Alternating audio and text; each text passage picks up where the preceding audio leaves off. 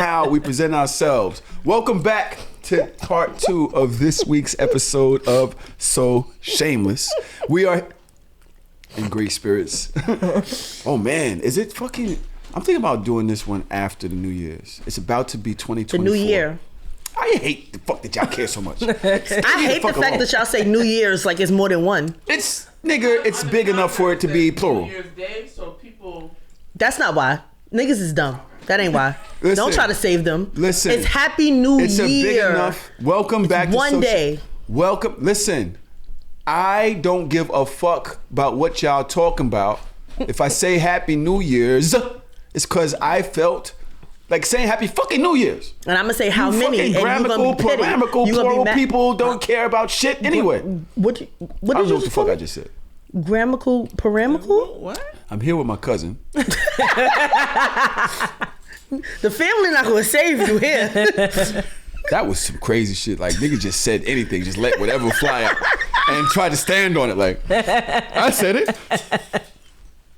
We are joined in part 2 of this week's episode by someone, how would I describe this relationship of ours? Nigga, you know, my family is very much, I want to say Afrocentric and, you know, very positive black family. You know what I'm saying? That, you know, I wind up somehow slipping and hitting the streets and, you know, having that connection with just a whole different part of Brooklyn or whatever.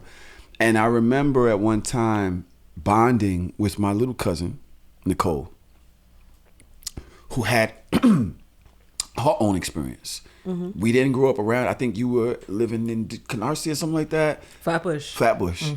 And she and I don't really remember how it happened, but there was like a lifeline right there between us. Am I right? Definitely. It was like time. Shit, I remember one time you called me like, yo, some people at my school, they fucking with me. And I was like, bet, get it, let's go, we out. Right? Now me, I'm up there, I'm going up there by myself with her. She's in the car. And I'm thinking to myself, I don't know if I had a grip on me or if I was just gonna go up there and terrorize our niggas or whatever. But I'm like, all right, we're gonna pull up. Just let me know when we see it. My nigga, I pull up, the door flies open, she's gone. I don't even think you stopped. I didn't stop the I car jumped yet. out the car. Jumped out the car. I love Bitch, it. what's up now? I'm looking like, wait, I ain't get out the car. I'm with my cousin. What's good? We got right What's to good? it, son, without me. This one is rough with it. I love that. We're talking about Authentic. passion. We're talking about power. We're talking about presence. We are talking about my cousin, Nicole Junior. Can we welcome her to the show with little claps? Welcome. Thank y'all for having me. Thank you. How are you? I am well. You know what I mean? I'm blessed. And I don't think I would have ever answered that question like that before, but where this journey called life has brought me to, I'm really feeling blessed. Despite the trials and the tribulations, we all have them. I'm feeling really blessed. I love that answer for you. Who is Nicole Junior at this point? Oh my Lord. Just an amalgamation of all the Nicole Juniors I've been in this lifetime and past lifetimes. There's been a whole lot of healing. It's funny. I was like, oh, we'll talk about this later, but I think we're going to talk about this now. Do what you do. Because when I first got indicted, I remember being so ashamed. I was so like afraid to go outside. I felt like there was a spotlight on me. I remember. And I remember you coming up to my apartment. Everyone had, I think it was either the Thanksgiving or Christmas. I can't remember which it was. And everyone was downstairs for, I think it was Christmas. And I was like, I'm not going downstairs. I was so ashamed. And I was so just like desperate to get out of the situation I was in. And you came upstairs to me. Despair, I believe. There was so much despair. So much embarrassment, fear. Was I getting locked up? Was I getting locked up in Ohio where I ain't have nobody to come visit me? You know what I mean? Like, it was so much going through my head. And you came upstairs and sought me out rather than me having to seek you out. And you pulled me out of my bedroom. We sat in the living room. And you said to me, you were like, yo, you can't hide. Ain't no hiding from this. You can't hide. You was like, I know how you feel. I know you feel like there's a neon red spotlight on you outside, but you have got to go outside. You have got to come out of your bedroom, out of your house. No fear, no shame. And that was the first moment where I started to feel as if I really could come outside. Like you gave me, I'm gonna get emotional. I'm trying to like hold it down, but you really gave me a talking to that I never asked for, but you knew I needed. Like get out of this shit. I was already a felon. You was already a felon. I already knew Exactly. what you was going Jesus through. fucking Christ. So I would say from that moment on, it's been a journey of tremendous suffering.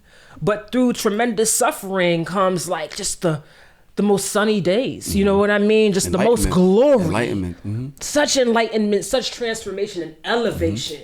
And so I feel divine. I feel so elevated in this moment. Come on, divine. Shit. I do want to say, if we are going to speak on it, Yeah. just briefly let us know what happened. Yeah. You know, how you went from DA Yeah. to felon. Yeah. Please, just tell us your story. So I was a prosecutor for a decade.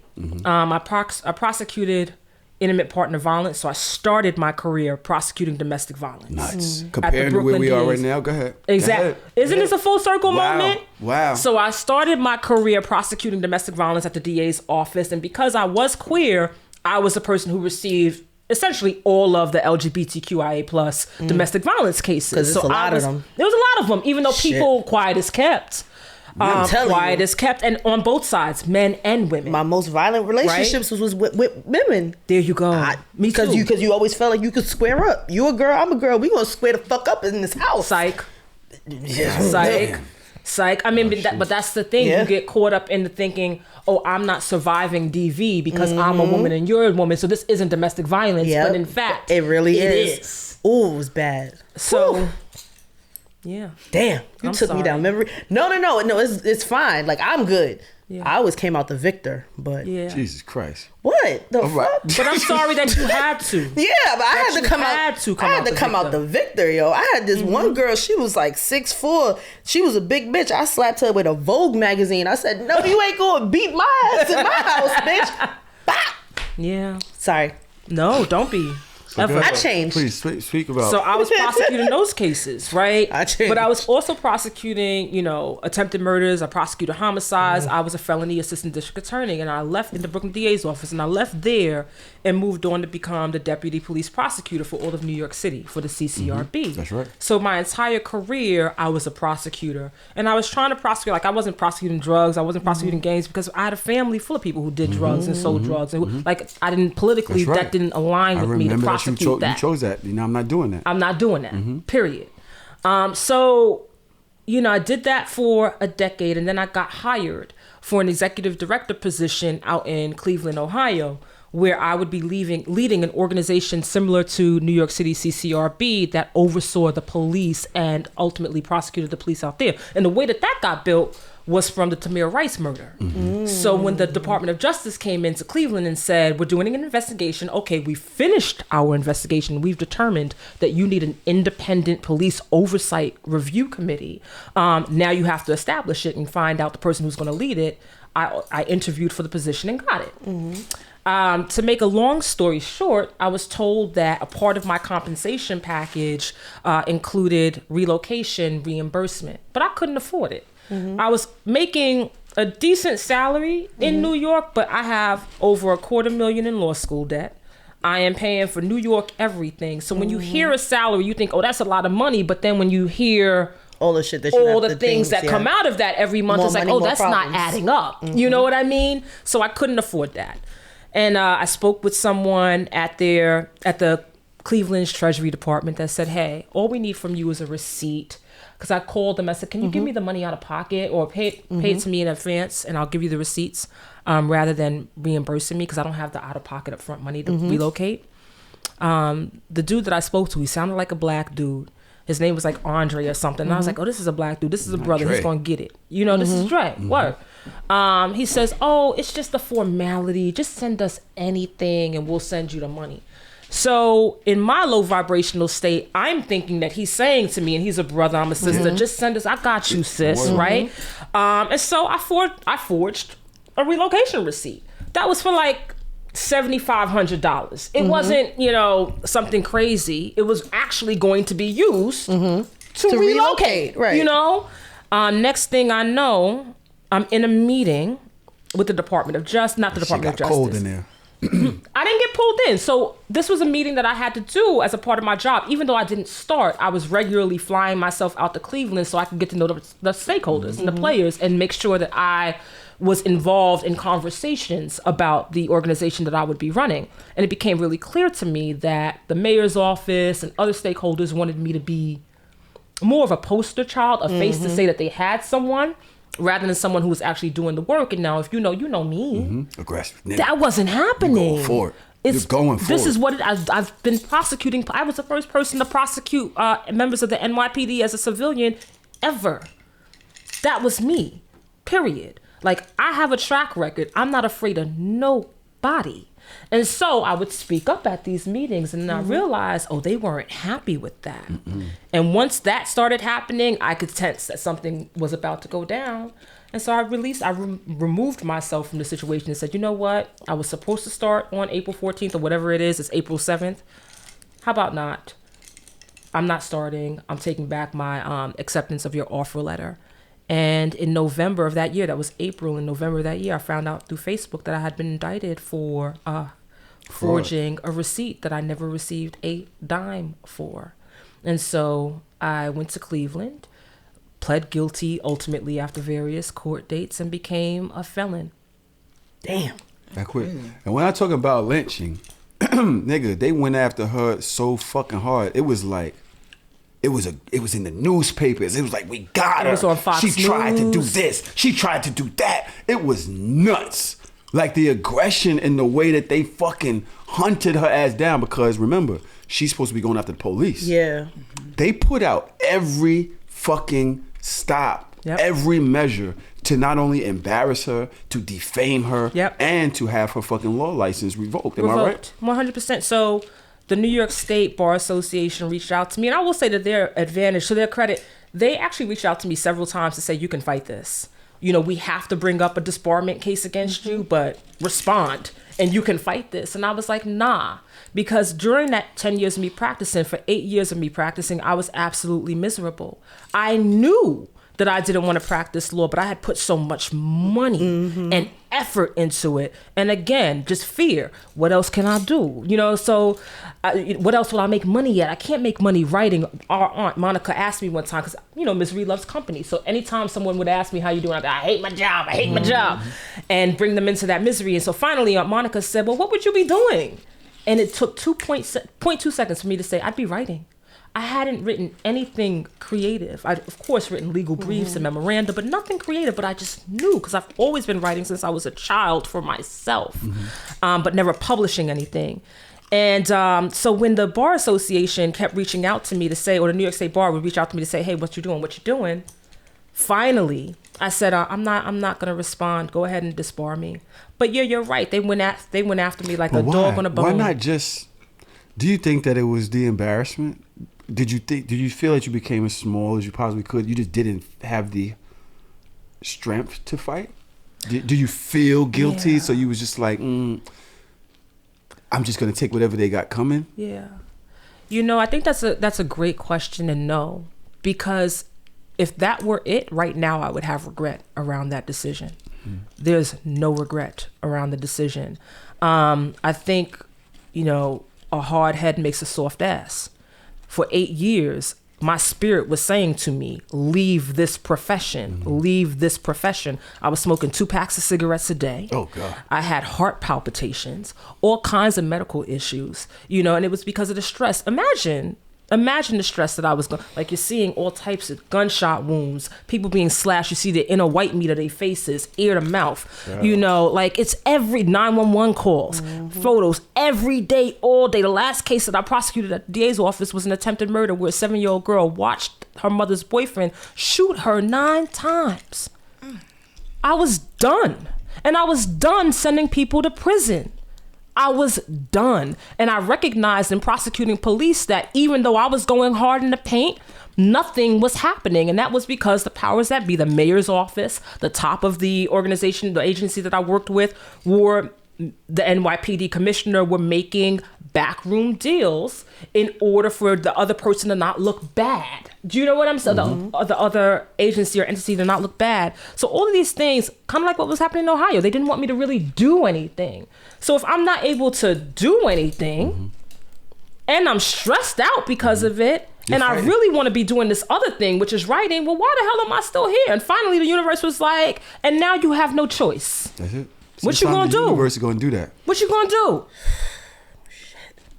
You like that? You like what? Yeah, I have like a front row seat to like the best story ever so far. It's a fact. Oh, you have no idea. This is getting better. This is getting better. Now, it seems to me that at some point after that, you and I think at that point I was already in my own world, wasn't really talking to most people and all that, so I wasn't really connected. That day that I came to you, I just knew you needed me. Yeah. Because I knew the feeling. I remember feeling when I got caught, even just the family embarrassment. Yes. Even just sitting down with them is just like, because these are all good, dope people, great people that have poured nothing but positivity into me. And you just don't like, you were selling drugs or you were doing this or like, this is really who you are. And it was just embarrassing. Like, and, you know, and I think I kind of just had to separate myself or something because I just couldn't stand dirtying your pool. You know what I mean? Like dirtying the table. Like I kind of felt like I was an embarrassment. I remember when Grandma, you said to me one day years ago, she said, I just remember you like doing this and remember like doing that. And, you know, and I'm not that anymore. Yep. And that shit kind of, you know, broke your heart. And it's hard to be under that type of scrutiny, even if it's they're showing love, but it's you. So it kind of is just hard. So I kind of stayed to my own shell after that. What happened after you kind of took the deal or whatever happened? What was the next steps? I was like you. I hibernated. I went inward. And I'll say one thing I'll say about you, cuz, and I don't know if I've ever shared this with you, is you've always been such a North Star for all of your younger cousins, at least, including me. So that you were always like the flyest nigga in the house. You were always the funniest nigga in the house. And you were always the most about that life nigga in the house. So no matter what you did, even when you caught your felony, even when you were going through your trials and tribulations, what you gave us permission to do was to be great. And to fuck up and fall, and to be great again. Like you always gave us those wonderful examples. So I just nigga cry this month. No, y'all all gonna make me cry. It's real. Don't have a fucking real nigga. Don't be fucking make me cry. Fuck that. Right? Your arm. Big mama, your arm. All right, my bad. Don't be trying to make me cry here. Fuck you mean? But it's true. It's true. It's true. So for me, I hibernated. I went in. I was ashamed. I was embarrassed. And also I felt like a failure, right? Because I had spent my entire life with just one plan, law, period. And that was not just for me, that was how I was gonna get my family out of the hellscape that they were in. Because yes, our family is one half of my family, but I got a whole other half of my family that's the complete antithesis of what our side is. Completely fucked up. You know, it's drugs, incarceration, poverty. And so I was the only person for that side of the family who was like, for example, every time my family's houses would get raided, Nikki, come get the kids. Nikki, can you come with us to the DA's office? Nikki, even though the DA's office was the fucking DA's office I was working in. You know what I mean? Like my cousins are getting locked up and my uncles and my dad are getting locked up left and right. My last name is Junior. Not a lot of people have the last name Junior. So, you know, you put two and two together. I remember one time I went to my fly ass name, though. That's a fire name. You know, I went to my Aunt Sarah's house. Somebody called me at 5. My cousin Drina called me at 5 in the morning. Hey, yo, the house just got raided. You got to go get the kids. I'm prosecuting police at this point. I go to the house in Bushwick to go get the kids.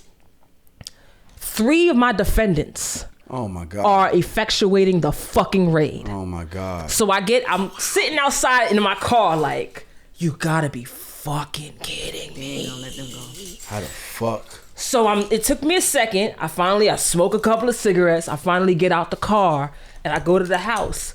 You're not allowed in here. Get the fuck out of here. I said, I'm just here for the kids, officer. Get the fuck out of here. Because I had all of them on trial. Do you know what I'm saying? So it was the embarrassment. It was a feeling of being a failure, because also the law was what I was going to use to get them out of that. I had always envisioned myself of being someone who was going to make a lot of being very wealthy to save, not fuck me, my family. And now it was done. So all of that is what I was grappling with. Gosh, what you think? I am just here. You sure? No, I'm just here. All right, I don't want to take the spotlight off you, No, nigga. I am.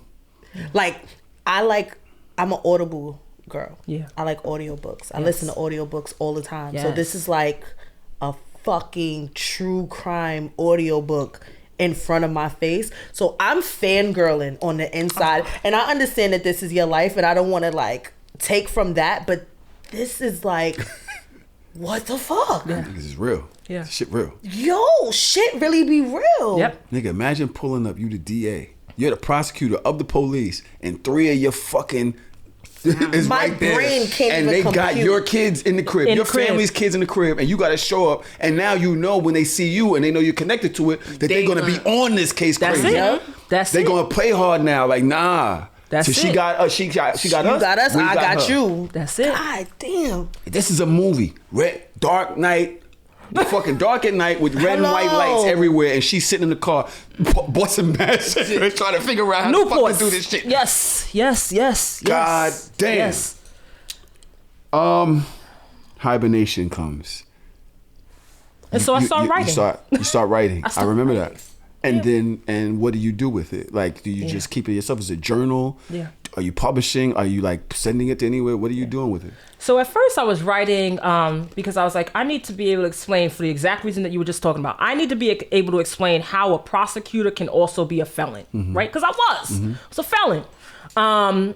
And a lot of it had to do with what you were talking about in terms of Fox News, Cleveland News, and all of that shit dragging it. It was nuts. Dragging the way they was me. writing them articles was like she was the worst person in history. Like I was a Over drug a kingpin. fucking receipt that you ain't even get the bread for. That's fucking crazy. Nothing. Not a dime. Wait, but for moving expenses that she knew she was going to incur.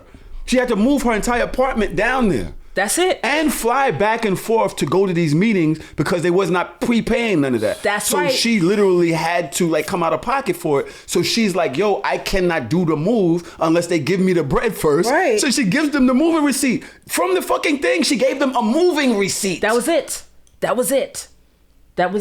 And caught my felony. So and got dragged through the mud. So right.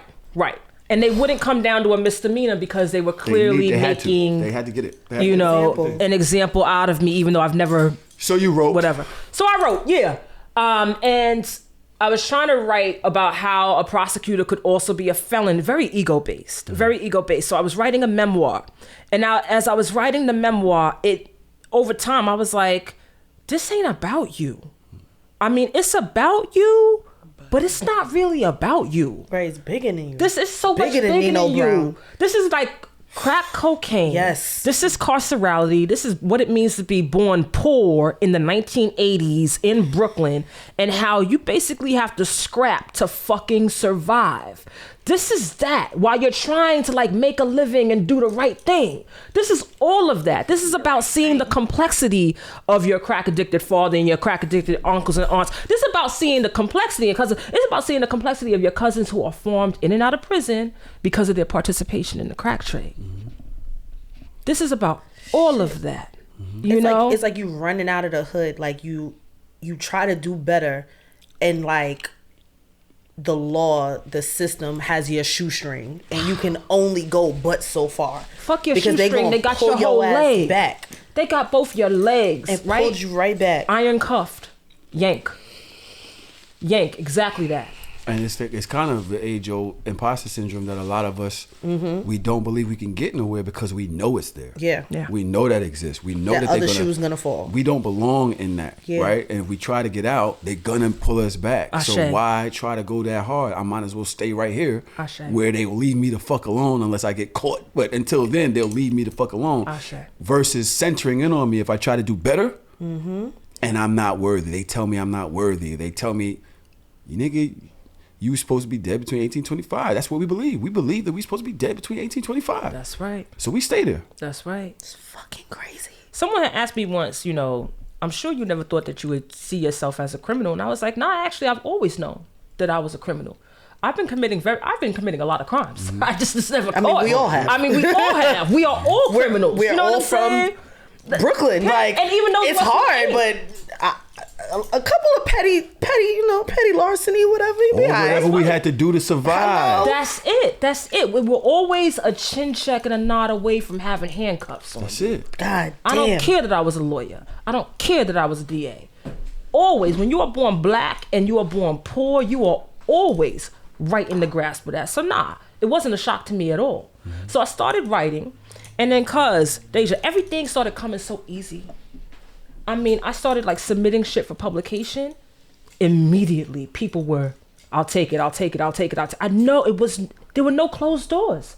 Whereas other artists, other writers were saying they would have to submit their things and not get paid for their work. They would just get the promotion and the publicity. Mm-hmm. I was getting paid like top dollar for my work. And I had to sit back and say, hey, yo, God, I see you. Mm-hmm. Because when you're walking the path of what you're supposed to be walking, you're not going to have heart palpitations anymore. Yeah. You know what I'm saying? You're not going to have to run through 2 packs. I might have run through a pack, but it wasn't 2 packs in Newports anymore. 2 is a lot. You know what I'm saying? Like, shit like that started happening. And so that's when I knew, stay the course. And that's not to say it was easy. Yeah, I was dog walking, I was nannying, I was event planning, I was on felony probation while studying how to write. Shit was hard. Niggas put you on probation too? Oh, I had 18 months probation. Yeah, felony probation. A fucking piece of paper? I hate it here. And was accused of being a sex offender by my first PO. Because she didn't understand why I had 2 POs. I had an Ohio PO and I had a Brooklyn, New York PO.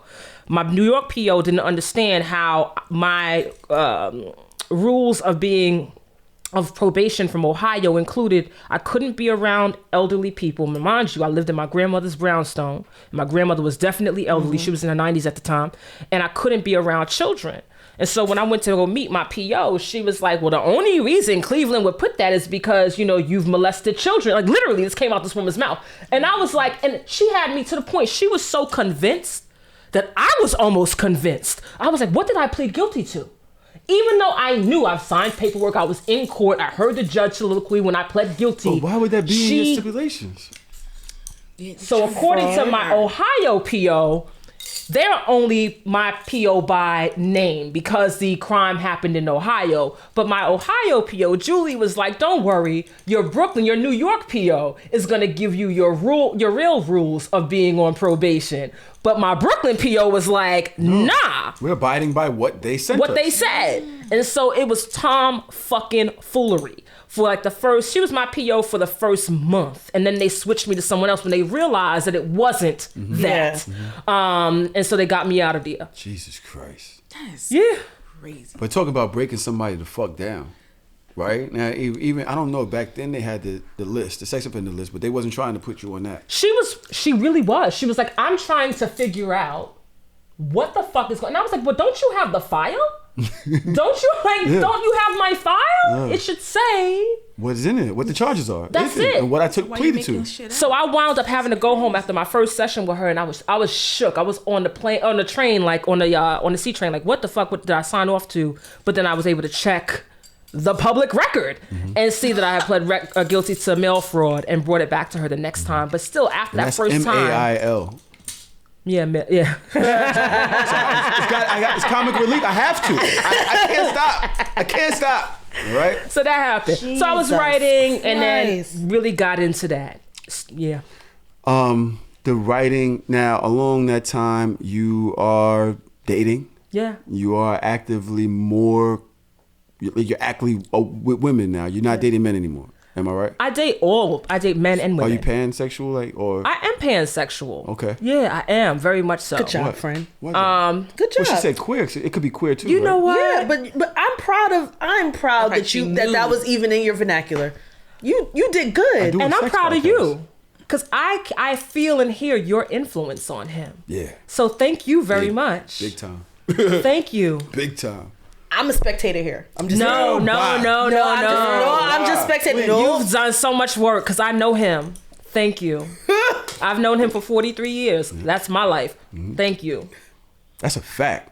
She's known me for the better part of that. Like, when you came in, I'm different. Very different. I'm a different nigga because of you. That's Very a fact. different. We're not doing this today. We are doing this. Nigga, you take these fucking flowers. Beat the shit out you with these fucking flowers. I don't know how to. Yes. Thank you. You are actively Thank dating. You wound up getting. Yeah. Am I cutting anything out? Is this something that you want to include? No, before we that's go here? perfect. I started writing, and I was getting a bunch of fellowships and residencies.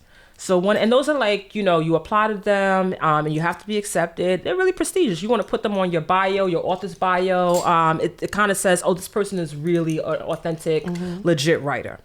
So I got into the Lambda Literary Emerging Writers Fellowship for Queer Voices.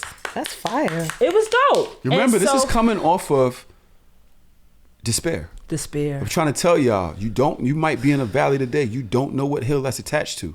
Like, accept your fucking medicine, get the fuck out, and let's get back to it. Yeah. She got back to it. It wasn't easy. Listen to her story. It was not easy. Not fucking easy. Nope. Anything worth having ain't just gonna be laid in your fucking lap. You gotta go get that motherfucker. You gotta grip that motherfucker and make it yours. Go ahead with the story. I'm loving where you're going. Asheo. So I get into this fellowship, which was in Los Angeles. And so I flew out there, and I got the fellowship for writing nonfiction, creative nonfiction. And I'm there with 60 other queer writers. Some do nonfiction, some do fiction, some do poetry, some do playwriting. And that is where I met a woman who expressed interest in me. Now, she's beautiful, but it takes more than beauty to like get me interested. It wasn't until I heard her play. There were a couple of fellows who performed a 5-minute excerpt of her play at the fellowship that I was like, oh, because as an artist, she's fucking different, dope. And I was like, oh, this is smart. Hello. You know what I mean? Like, and so we started kicking it while we were there. She lived in LA, I lived in Brooklyn. And we started dating, and we had a long distance relationship. Every month she would either fly to New York or I'd fly to LA, and we carried that on. We met in 2019 until 2020 when I was supposed to visit her for like 2 weeks, but here comes COVID. So I wound up moving out to LA without even knowing it. Right. I had one bag of luggage, and now I live in LA. And so our relationship was able to build. We lived together while I was out there in various places. And then we decided to get married and have a kid. We began family planning. And we called all of our queer friends who had kids. And we were like, hey, how did y'all do this? What did you do? Surrogacy, in vitro fertilization, IVF. And my best friends were telling us about IVF and how they went through it. My best friend had a kid at the time. And then her best friends were telling us some stuff. We wound up getting married and starting IVF. Unfortunately, the communication began to sour. Again, both writers, but there was, and it's funny because when I met her play was about 2 older married people who were having like all of these internal conversations or internal thoughts, but they weren't sharing what they were thinking or feeling with their spouse. Right? That's what it was. And I was like, this is so brilliant because you hear all of this dialogue, but they're not talking to each other about what they need and how they feel. And so they're missing each other. And so we started to have big communication issues after we got pregnant. And we got pregnant after the first try of IVF. And that was like unheard of. Now, mind you, we were able to find a sperm donor who was black. Not only black, because everyone warned us. There's not a lot of black sperm donors. Yeah, like black men just don't be donating their sperm. And I don't know why. Tell me about it. Go give that shit up. It's mad black women that want black families. Everybody that I know that went through IVF or had like an in vitro baby or whatever the fuck, like they're all some mixed breeds. Like, where are the little nigga babies? Tell me about it. And you get paid for your sperm. Why did we do that? But why? If you saying we in a good direction. We was forward progress. Sorry. We was eye-shading and all types of shit in here. We was slapping fingers. And the next thing you know, we got nigga babies. What happened? How did we get there? No, but I'm dead serious. Like all these, you know how I feel about these little mulatto babies that be running around. Like black people are becoming extinct. Black men, yeah. I don't want to say nothing bad. Not this episode, but y'all know what I'm thinking. Just donate it instead of doing what y'all mean. All right. That part. That part. I'm trying to be good today. So you're doing a fabulous job. Thank As you. always. I gotta tell you, I love this. Nigger babies. Okay. Big expressions.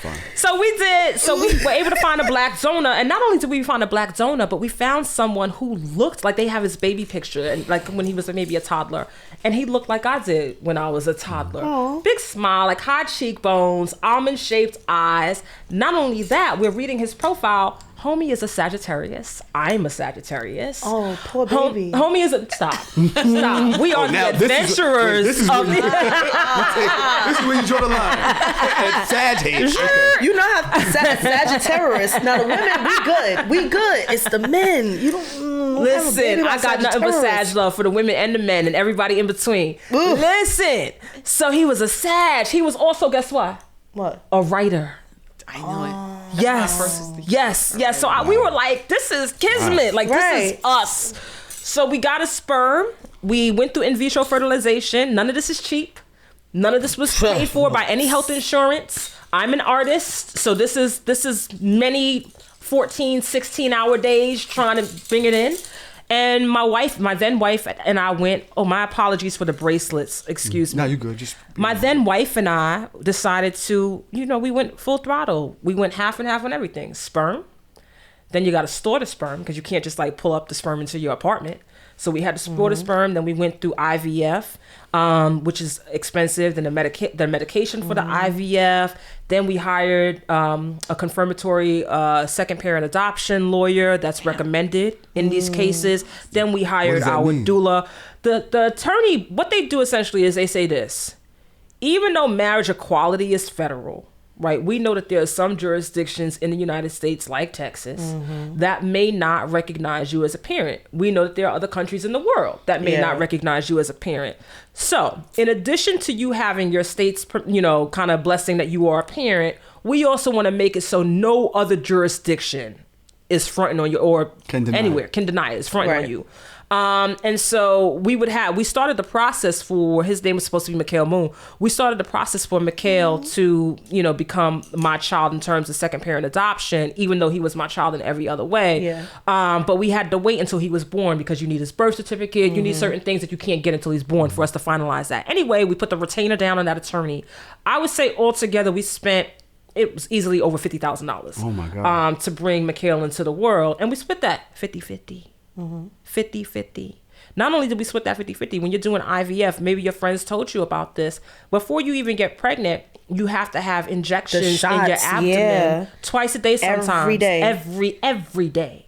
Be bruised every up day, and months. Shit. Your shit start hurting. Because that helps you to generate more egg follicles. Or some shit. Because more eggs you have, the more chances that you'll have viable eggs that can actually become pregnant. Right? You might have, if you're still menstruating, you'll have one egg a month, but that doesn't mean that that's a viable egg that can get pregnant, especially because my wife and I were older. My wife was 39 at the time. And so they refer to it as a geriatric pregnancy. You're not as fertile as when you were 20, 30. Yeah. After 35 is geriatric. Her instead of yourself? I don't know. I'm just asking. I never wanted to give birth, number one. Number two, I am 2 years older than my wife. And so we figured she was a little bit younger. So let's go that route. But that's the only reason. The only two reasons. And so we go through that entire process. We start to have communication issues. And, listen, it is what it is. We agreed that we weren't really seeing eye to eye. And we had multiple direct conversations. We might need a divorce. If we get a divorce, then let's figure out a co-parenting schedule. Before we decide to get a divorce, let's go to a therapist and see if we can reconcile our differences. And if we can't, let's have that therapist help us with the co-parenting. We both reached out to therapists. I have emails of her reaching out to therapists, me reaching out to therapists and saying exactly that. Hey, our marriage is having issues, but we would like to resolve it. We would like to try to come together. And if we can't reconcile it, then we want to co-parent. It was hard finding therapists during COVID. I'm trying to tell you, it's tough. So we weren't able to find someone. We went to one therapy session. She wasn't digging a therapist, and so we didn't go back. We continue to have communication issues, and I finally called it. On January 1st, before I called it, it was literally New Year's Day, 2022. We were 5 months pregnant. And I was like, I'm moving out of our marital bedroom. We're not even communicating in a healthy way for us, let alone the child that's in your belly right now. So I moved downstairs to our basement bedroom, And we continued to have lunch, breakfast, and dinner every day. We're having mature adult conversations about marriage and about divorce, all of that. But then in March, or it was either late March or early April, I called it. I said, listen, it's not getting no better. I'm moving out. If you decide to stay where we live, I'll stay within a 15-minute radius from you so that I'm here around the clock. I just need to know I have my own space. If you decide to move, her mom lived in a suburb of Philly. We lived in Philly at the time. If you decide to move into your mom's place, I'll make sure I'm within 15 minutes of you. And she was like, I'm on board. When we had that conversation, something said, it's a lawyer in me. It's something, the ancestors, something said, send her that email memorializing what y'all just discussed. And so I sent her an email the next morning. At the time, I was away at 2 writing residencies where they literally pay you to come, stay in their place so you can write. That's because they know that you're working on something they want to attach themselves to, period. So it was opportunity that I didn't want to let up, and neither did she. Because she was like, listen, honey, this is how you're going to pay for our kid. So go and finish your book. You know what I mean? Go. So when I came home from the residencies, they were in the Pacific Northwest, I realized that she moved out of our place. And it looked like she moved out like the day before because of just how she didn't take everything and how ransacked the house kind of looked. Like she was rushing to get things out. After I had sent her that email saying, hey, I'm not staying at the end of this lease. I'm moving out. And I'll live near you. She did call me. I missed the major part of this though. After I sent her the email and the day before I was supposed to fly back into New York, she called me at like 8 o'clock in the morning, my time, which was like 5 in the morning, her time. And so I was worried. I thought she went into labor because we weren't really rocking. And so there was no reason for her to call me outside of when she went to the OB appointments. And that's when she called and she said, listen, I thought about it and I made up my mind. I no longer want you to be Mikhail's parent. And I was like, that sounds like a family court decision to me because this is our child, for better or worse. So I had an idea, but I didn't know that she was going to move out the way she did. And when she moved, she took everything that I bought him, everything that she bought him, everything. It was just funny to me. I bring that up because it's interesting to me that you can say, I don't want you to be our kid's parent anymore, but everything you contributed, I'll accept. I'm accepting and I'm taking and I'm not even going to ask you for it. Do you know what I mean? And I'm never going to offer ever to pay you back. Now, she couldn't have ever paid me back for my child. Right. Never. There's no price. There's no price. We're talking about half of 50 bands. That's it. About half of what I'm putting into it. And so what that says to me is that was all about vengeance. That was all, and I was an asshole. It is fucked up to tell your pregnant wife when she is 7 months pregnant that I am done living with you. I'm done with it. That's fucked up. And had I the opportunity to do that again, I would have made a very different choice. I'd have sucked that shit up for at least another. Her hormones, her emotional health, the emotional health of our child who was in vitro in her. I, at that moment in time, I thought I was moving from a place of integrity. Like, let me just be honest and say the decision I've made. But I think sometimes you could put honesty on the back burner and wait when you think about the good of everybody. Yep. We've had this conversation on this show. We sure have. That's nuts and that you're saying agree. this as a woman. Holy 100%. shit. Pardon me for even saying gender-based, but like as a man, I don't get it. I don't understand a woman's body. I don't understand what women go through. It's not something that comes natural to me to understand why you're bugging the fuck out right now just because you're pregnant. You're different. You're not pouring into me the way you used to. I'm feeling abandoned. I'm feeling alone. Everything is about you and the baby. And a lot of times because everything is about me and the baby, my nigga. We had this conversation. We literally had the same conversation. Yeah. So it's so interesting that as a woman who actually goes through the same things, whether it be menstrual, whatever things, the changes that happen. Yeah. But what I was trying to victim for the explain same to y'all mindset. then, and I'm going to say now, and I think you probably get it now, woman, not woman, man, if you're not pregnant, you don't get it. You can't. And I cannot explain it to you. I can't explain it to you, but I know what it is. And I know even being a friend of pregnant people on the outside looking in. After I had Parker, I apologized to most of my friends that had kids before me because I was like, yo, I wasn't a good friend to you because I get it now. That's right. You don't fucking get it. And I cannot articulate it. I cannot put it into words that will make sense. You don't get it. That's it. And you don't understand. It's definitely time for a whole lot of compassion. And not just for her, I would say for you too. Thank you for sharing that, because I think that's a valid experience that also deserves some love. Like the feeling of being abandoned and you're not the partner that you had. She told me to go fuck myself. A little bit. I wouldn't have said that. You know, so a little bit. No, but it wasn't a full go fuck yourself, because it was very much, the argument was very much, what about me? He's like, but what about me? I'm a person too. And I'm like, nigga, what about you? Like, you don't get it. They do. He needs love too. But that goes back to the it's conversation. It's a different experience. It doesn't get enough attention. And it's not easy to do. It's not. As a person that was pregnant and understand it, it's not easy for me to wake up every day and be myself and be nurturing a little alien, because you gotta like think about it. It's like alien, that something is like growing inside of you. You feel it, it's moving, it's hungry, you hungry, it's not sleep, you can't sleep. It's a lot that's going on. How the fuck can I deal with me, this person, and you? I'm one person. Yes. I'm doing a lot, my nigga, and I'm sorry.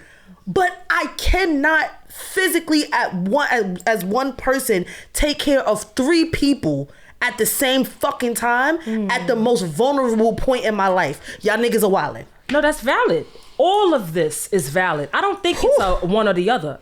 I think it's an and. I really do. And when you can't give that to him, or I'm just using you as an example, then that's when the village has to step in, because that's a very real feeling. It's a real feeling. Especially when you're in your head and you're sleeping next to somebody that you was in love with. And it's like, I'm alone next to this person is just, it's different. Yes. It's just different. I don't even really know this person like that anymore. Definitely not the person I fell in love with. It's just different. It's change is hard. And I'm not sure if I made the right decision, and going forward with a whole life. And is this healthy? You're thinking about a lot of shit. And a lot of times you choose yourself thinking it's integrity. Thinking it's better for everybody here if I remove myself. And it's not. And it's because I need you the most, because I need you, because I need help with this, and I'm carrying it alone, but the emotional weight I can't do alone too. So that's when the anger and the vengeance and the spite and, you know, Go ahead, Nick, finish. So you're realizing. I just thank y'all so much for opening up these conversations with the humor, and the conversations have so much nuance, and they really are brilliant and profound. It makes me think about, why do we only have maternity classes?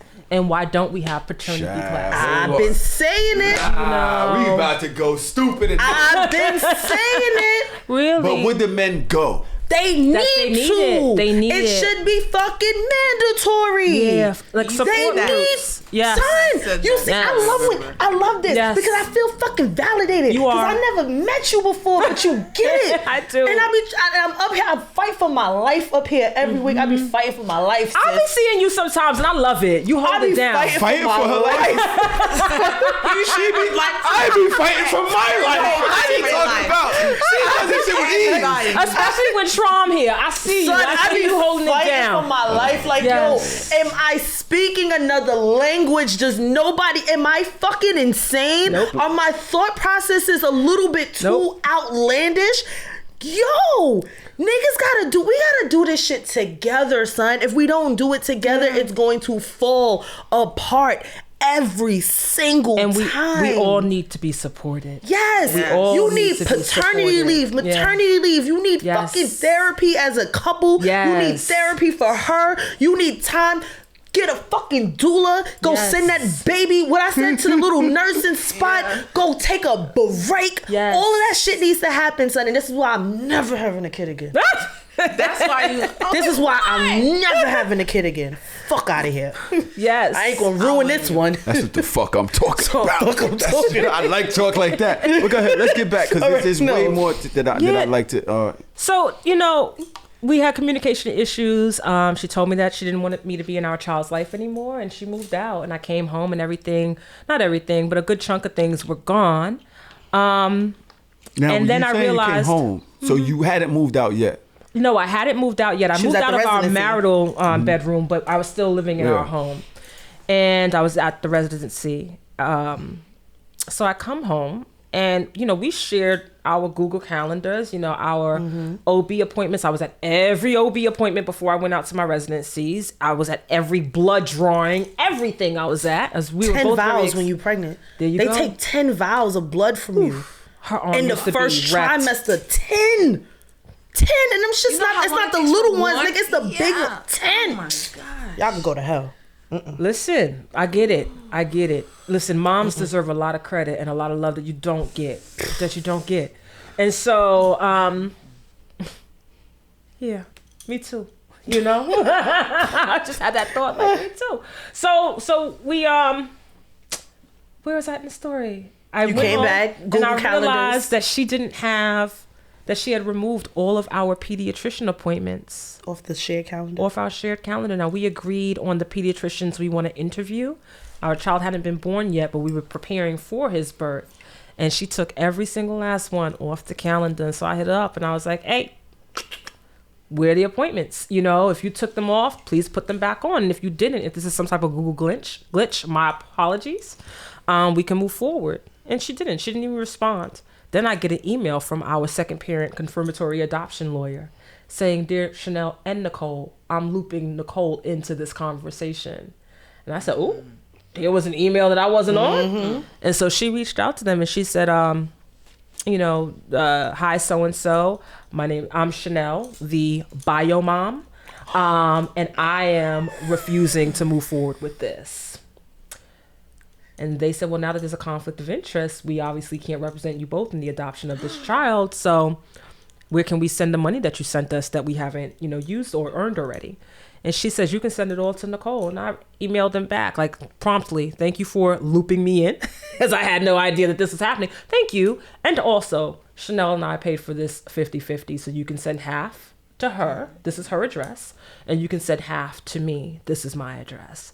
And that began what would become, and what I did not know would become, but what has become, an extremely long dispute over custody. So my wife filed for divorce on I believe April 15th. Within 2 weeks, I had hired a law firm and we filed for an emergency establishment of legal parentage. Now, unbeknownst to me at the time, Pennsylvania courts had never heard a case like this before. Oh, fuck. It was a case of first precedent. Wow. So we get to the court and we have a hearing and the judge is like, what is going on? Like, I can't even, what's up? What do you want me to do with this information? Like, and even what is the court? Sorry, before we go there, let's establish what is the first precedent. What exactly hadn't they seen before? They had never seen a married couple who had utilized an alternative reproductive technology who were getting divorced before the birth of a child while they were still pregnant. Jesus Christ. I'd never heard no shit like that before. Let alone the court. Right. Okay. Right. Whoa. It was a lot. Because most people will wait until after the baby. It's a lot of stress in that time. Like, let the baby be born. Why do all of this right now? Like, what the fuck? Right now? You doing all this? Nicole started it. Straight people know she started it when she decided that I wasn't my child. She's a Virgo. Child's parent. What sign is what sign is she? She's actually a fucking Scorpio. I was about to say, yeah. That tail. But go ahead. Yeah. Well, listen, shout out to the Scorpios. I don't even say about it. Not generalized, but okay. Yeah. And so I only generalize Virgos. Sorry. So, and you know what? Listen, hurt people. Yeah. So you're right. I did start it. Yeah, she was hurt. I did start a little bit, yeah. Because start you asked for a divorce while I'm pregnant. I'll burn this whole bitch down. Play with me. Yeah, that's what happened. Everybody gonna die in this house today. So the judge. Today. The day she got the email, she said she said, oh, bet. Facts. It's up. That was play it. with me. That was like, it. oh, you want to play in my face? Oh, you think but this shit you is understand funny? It was confusing for me though, Yeah. because we had so many conversations where we agreed that That shit co-parenting don't matter. may be, so I thought we were on the same page. That shit don't matter. Do you know what I'm saying? When you have hormones involved and you really start thinking about it, and then not only that, when you're going through something like that, like a type of breakup, because me and my child's biological father broke up while I was pregnant. So within that, understanding all of the things that I was going through, I'm reaching out to my support system. And then once you start having conversations with other people, you like, oh, you really are playing in my face. Right. Oh, fuck all of this nicety and all. Fuck every conversation we had. We gonna have new conversations now. Yeah. Whew. But I think that's how she felt. I think she felt like I was abandoning her. But my every intention was to fully support our child and her. I love her. I married her. She married me. This is not, we were trying to do this, and this was our language. We were trying to figure out, if we divorced, how to still be in radical queer love with one another and our child. Just explain that. How do we go beyond the vitriol that is usually associated with breaking up? And how do we still lead with love and be heart-centered? This was the conversation. Again, we had breakfast, lunch, and dinner together every single day, even after I moved out of our bedroom. This is not a new conversation. We were always talking about this. And I think that's what happened. I think she, once I left, she was speaking to other people about it, and it was like, how, and that's fine. But that's why I was confused, because we were on the same page and then we weren't. So we went to court. I will say, I want to give you a grace here too. Just because you made a bad decision in that moment doesn't mean you deserve does not mean that you deserve all of that. Or we're talking about a life. Exactly. And it doesn't mean that he deserves that. Yeah. I'm not, or the child he deserves that. And that's what I be thinking as a father. And it's crazy because I'm identifying with a woman that's going through the same thing that a lot of men go through, which is like, yo, I'm not going through what you're going through. I get it, but it's my shit too. This is me too. Yeah.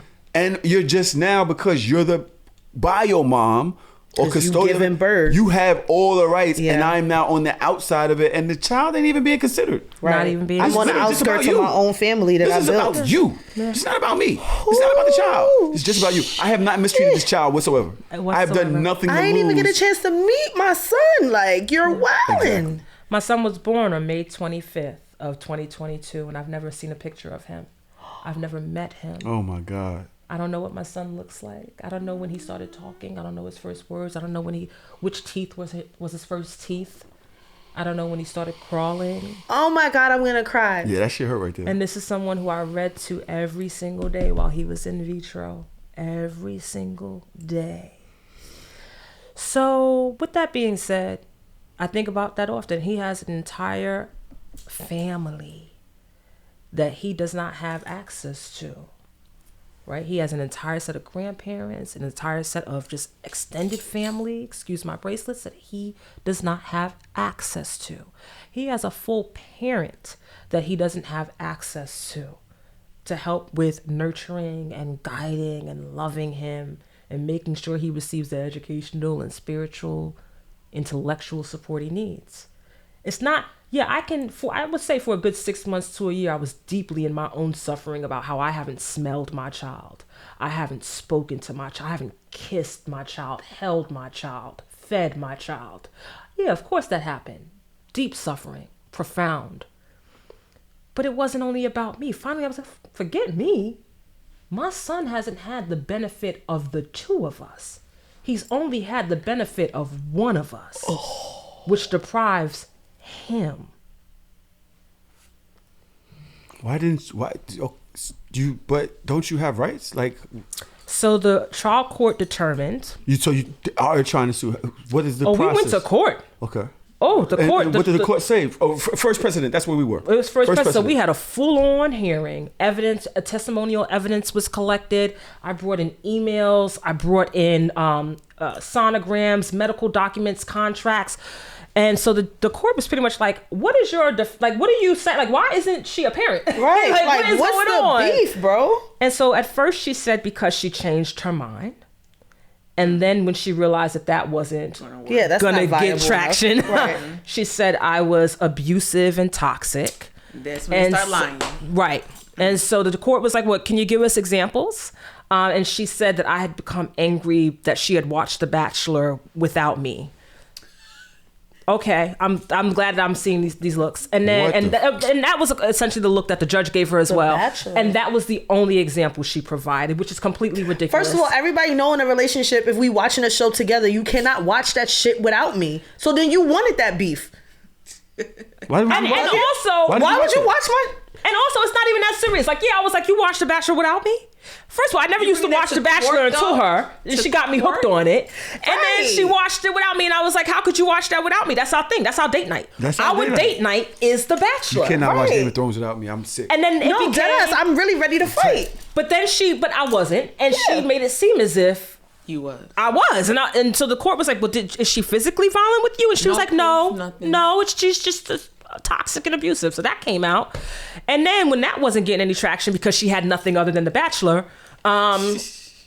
she said that she didn't understand any of the contracts we signed. Oh, so damn. Let's back up. We signed the first contract with the sperm donor, right? It's called a crypto bank. We signed that contract. I actually didn't sign that, but she had my name on it as the intended co-parent. We signed the contract with IVF. That was where we went for with the fertility clinic. That's where we went to for IVF. That said that I was financially responsible and she was financially responsible for the procedure, and I was the intended co-parent. Mm-hmm. We signed together the contract for the confirmatory second parent adoption with the law firm. We signed together the contract with our doula. So there were 4 contracts that my name was listed on, 3 of which I signed, all 4 she signed. And she said that she didn't know what any of the contracts mean. Now let me tell you something about my wife, my soon-to-be ex-wife. One of the things that I loved about our relationship and about us meeting was that, number one, she was a writer. I was a writer, so we get each other as literary artists. Number 2, she was a former teacher. I'm a former teacher. Before I went to law school, I taught right here in Brooklyn for 2 years. I taught 4th grade, public school 21. So I was like, get out of here, you're a former teacher. That's dope. The other thing, she was a lawyer.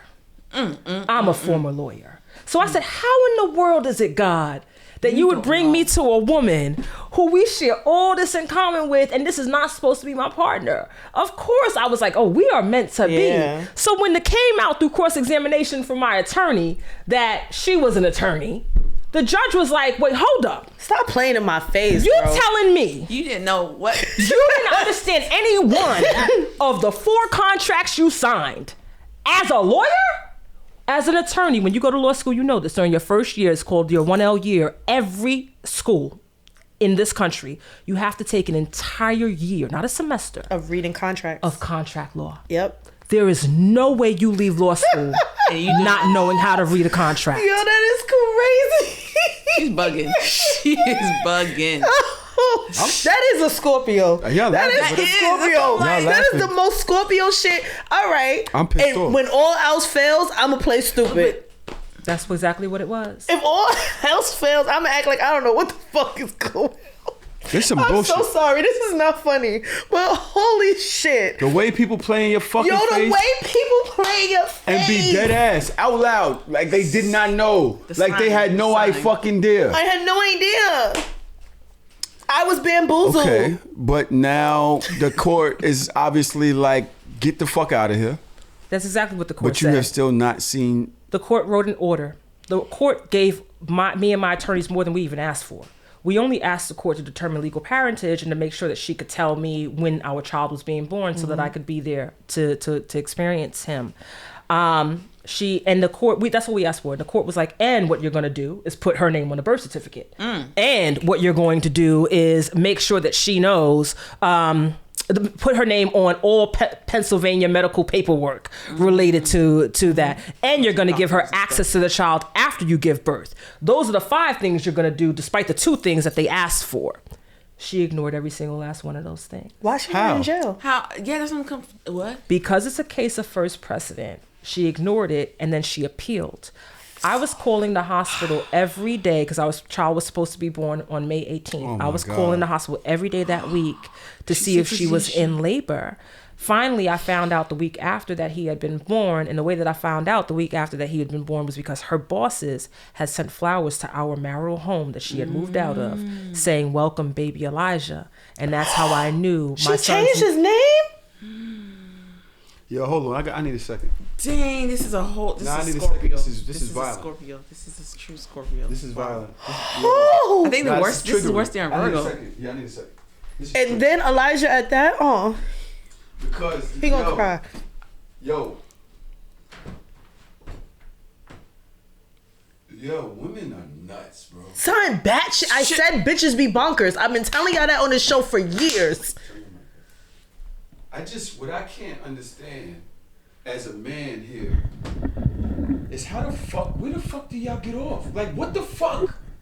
What? And then, why? There's no abuse. There's nothing like she's some fucking drug addict. Nothing. You just wanted to change everything? You just woke up one day and said, because you fuck felt everything. that way. Yeah. Yep. That's it. Yeah. The court system, the fucking lawyers, whatever. Everybody's like, yo, no, you can't do it. And she's like, watch this. That's exactly what she said. Watch this. That's exactly what what she the said. fuck? That's crazy. What the fuck? Damn. What the fuck? So it's been. So then she appealed, and The pills.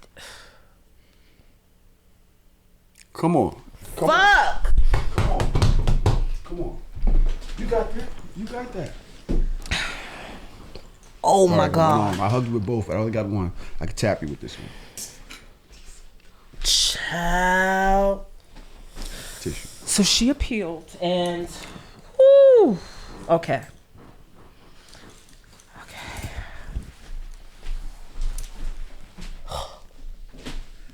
Sorry. Last episode of the year couldn't be. It had to be. Sorry. Nigga. I am going through. This is 2023 for you. This is crazy. Yo, no, yeah. So she appealed, and the court. It's okay.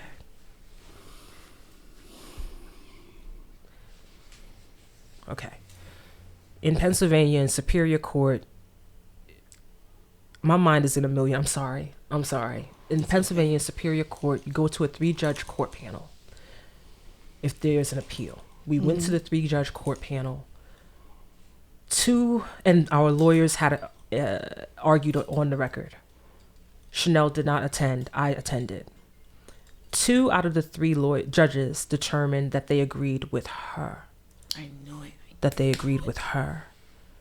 And so then my attorneys called me and said, I know it's not what you expected, but we can appeal this, we can move forward. And I said, I don't know how.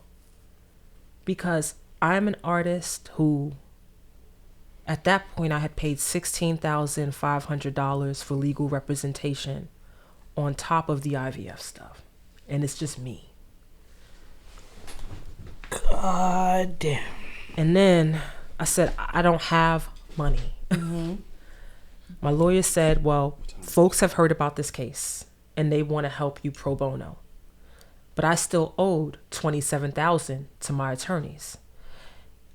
They said, don't worry about it. We're going to work pro bono. The rest you'll get to us. We'll do the appeal. I said, amazing. God is good. We appealed the decision. I shit you not. It might have been 2 weeks. I'm estimating, before the court got back to us and said that they absolutely agreed with us. They took their 3-judge panel decision off the record. Like, it's wiped away from the internet. Like, you cannot find it. All 9 judges are going to hear this case. So on August 9th, my attorneys and I and my mom and my stepdad drove out to Harrisburg, Pennsylvania. Chanel's attorneys were there, and they had oral argument about the case. During the oral argument, Chanel's attorney argued that when pressed, the judges were like, why should we treat homosexual couples different from heterosexual couples? I'm not getting it. It's not tracking.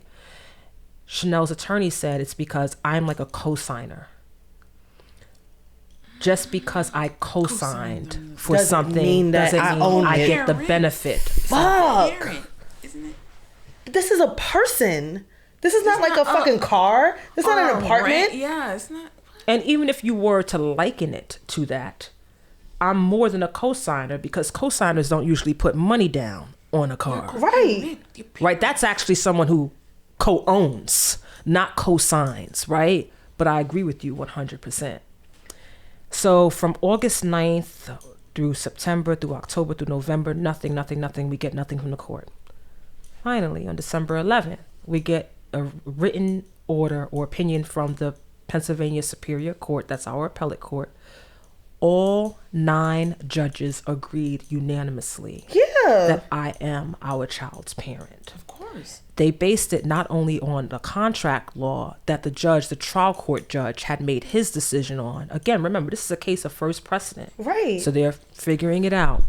But they also said, I'm also our child's parent based on a completely different legal theory, which is called theory of intended parentage. All of the text messages that we had, where she was calling me, mom, where she was calling my mother grandma, right? Where she was, basically acknowledging from the beginning all of the contracts that I am his parent. Period. In the baby shower that we were planning, we say to everyone that we're expecting, so it just clearly I was the intended parent. And so that was December 11th. I was hoping that I would have seen my son by now, or at least received some type of communication from her. Like, okay, this is where it is. Let's move forward. Nothing. And so we're waiting to see what she does. She can appeal it. She can appeal this all the way up to the United States Supreme Court, and we'll see. We're just going to have to go as far as she's willing for it to go, even though every court has sided with, our theory of the case and the facts, the evidence, quite frankly. I think she was expecting for me to go away because she's well-resourced. And again, I'm not as well-resourced in her eyes, but she didn't realize how much of a fighter I am. Going back to your story that set this whole conversation off. She ain't know. She ain't know me. She ain't know. She didn't know. And I don't fight. I don't understand how. I don't fight dirty. But I also don't understand how dirty. she wouldn't think that you would go that hard. Yeah. Knowing you, being in love with you, being just in your life and marrying you, not knowing how. Yeah. Well, the first thing that she said. I want to say this. Go ahead. The first thing that she said in court was, "Oh, she's a felon."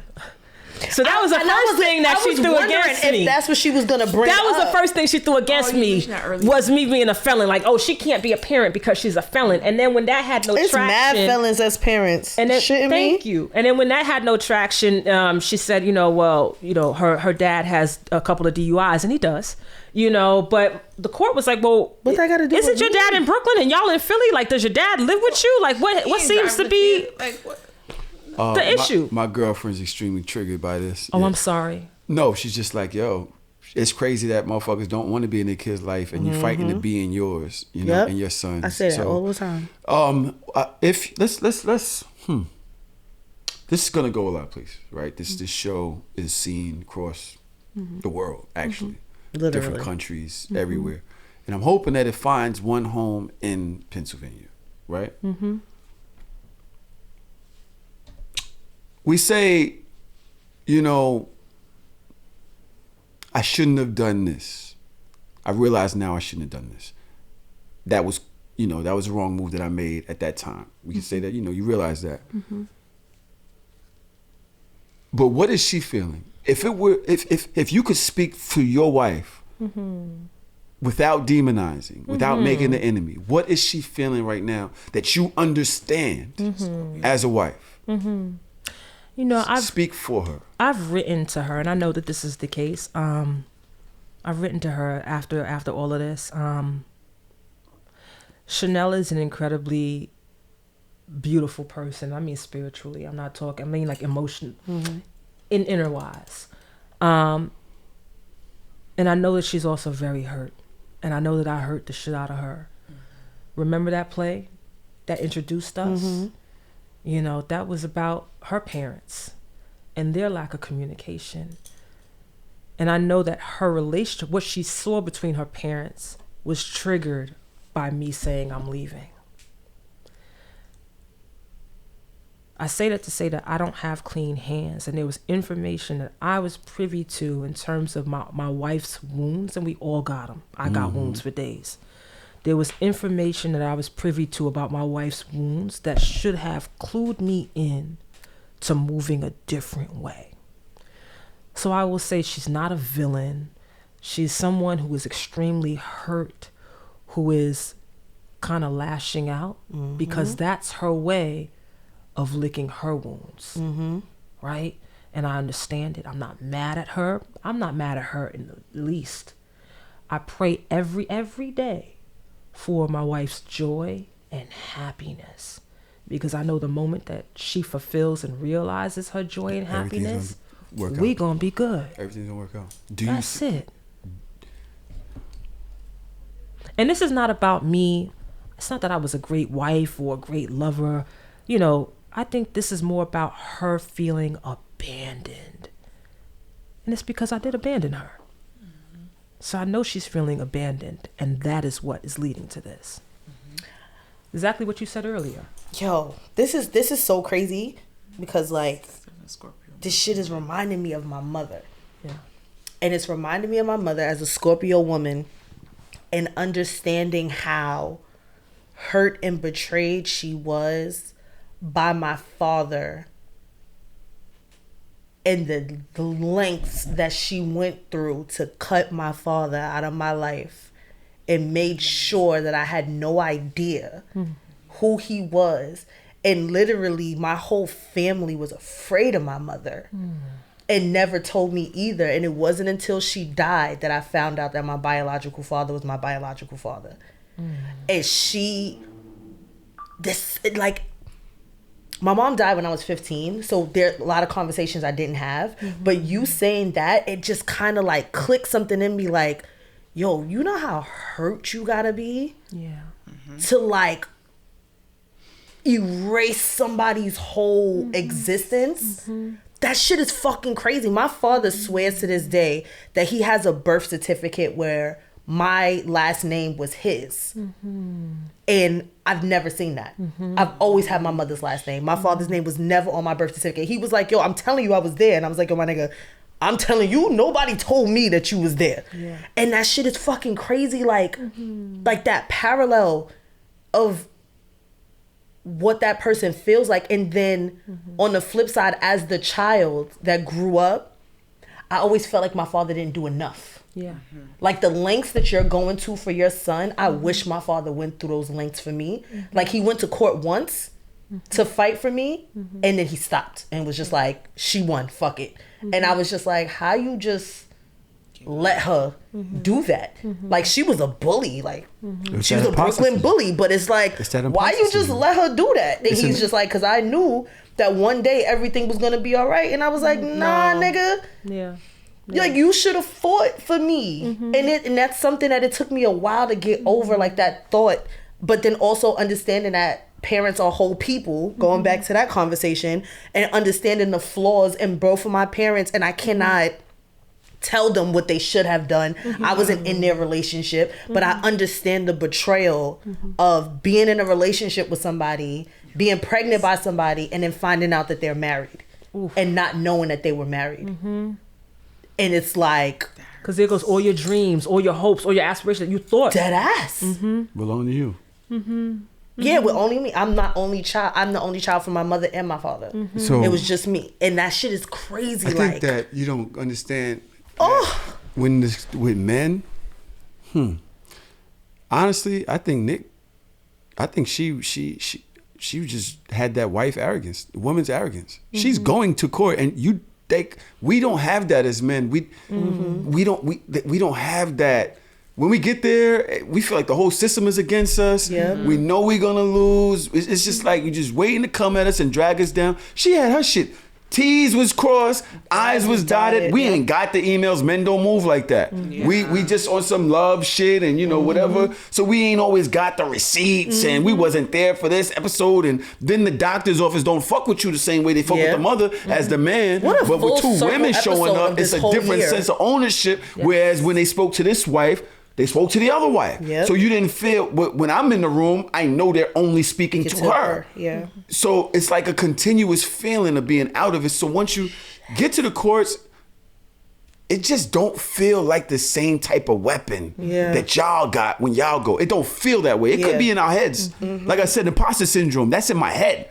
It doesn't feel that way. I don't feel as powerful to go down the road into the circuit court and above the circuit court to the appellate division and down to the fucking 9. I just don't. My father was just like, fuck it, you got it. So where she got to the point where she was like, I don't have it anymore. A lot of guys feel like that once the lady says no. Once she says, she's kind of like trying to get your grandmother to talk to her or whatever, but you don't really feel as powerful, especially because you know once you go to the court system, you lose. They coming for you. They coming for your pockets or whatever. It's like, so you try to figure it outside of that. Whereas Nick was like, take the money. Take the money. I don't care, bitch. I want my child. Take the money. And you know how else I feel like, listen, this is so stupid because the $40,000+ that I've spent on lawyers could have gone to our baby child. Like, what are we doing here? And I'm not the only person paying for lawyers. She is too. So the $80,000+ that have gone to lawyers in 1 year. Went to that child. Nice. Can you imagine? No. Can you imagine your child had $8,000 trust at a year Right old? now. $8,000 in the trust Right now. at a year old. Child. How old is Mikhail? At this point, he is 19 months And old. it's Mikhail? His name is Mikhail Moon, and she renamed him to be Elijah. His name is Mikhail Moon Junior Glover, and she renamed him as Elijah Glover. Is that Elijah Glover? Yes. Okay. Yes. Well, Elijah, you have a cousin named Elijah. Yep. So there's that. That's If you were to speak life into your son right now, if you were to speak and say, hey, I am here. My moon child, I'm here. I love you. I know that you chose Chanel as your mom in the same way that you chose me to be your mom. You chose us together. And I know it's because we both have the tools to give you what you need through this journey on earth. Thank you for choosing us. I love you. I will see you soon. I will kiss you soon. You will see me. You will see our family. You are loved. You are loved. You are loved. Oh my God. I want to, shit. Yeah. And he got a little cousin named Parker, right? Ashe. And Parker, she's going to take care of him. Because I know he is going to get him. And he going... That's right. It's going to be an amazing experience. Child, I cannot... This episode can seem one-sided. Chanel, if you're watching and you hate me because I'm, allowed my cousin to have my platform, I understand when you feel like you're being ganged up on or bullied or whatever, just by people speaking on you and your personal business. But this, when set up, was not only for Nicole to be able to express herself in her story, but also express her intent of love and also say like, yo, I'm not mad. I just want to be in my son's life. I'm hoping that somehow in your taking in this information, you're hearing that, because I'm just really trying to make sure that we didn't go a negative route with this story. And I'm hoping that we succeeded in that. Yes, Mikhail is 19 months. 19 months. Not 19 months old. babe. Right now. And I also say, listen, we all go through the journeys that we go through in life for a reason. There was something I needed to learn from this. Mm-hmm. Many things I needed to learn from this. There were many things that Chanel needed to learn from this, And so I have full faith that we're getting whatever is happening and whatever will happen is serving all of our highest goods. Do you know what I'm saying? I do. Now, I found this story of yours months ago. I saw you speaking just about writing, and I was like, yo, come on the show. Yep. And you spoke to me at that moment and said, it's not time yet. Mm-hmm. I'll let you know. Mm-hmm. Yep. And now you said it's time. I reached time. out and you said it's time. It's time. What changes now versus then for you? I didn't think I had anything profound to add to God, what you're there's already nobody that doing. heard this episode. Just believe that. Not one person. Yeah, I didn't. And so when you reached out to me, and you said you had read the essay, and I published the essay. It's called Presumption of Paternity but Not Equality, and it was published by the Massachusetts Review. You can find it on massreview.org for free online. But when they published I'll actually attach that link to this episode so you can just click on it and find it. Mm-hmm. once I published that and I got the response from people who read it, just being like, what?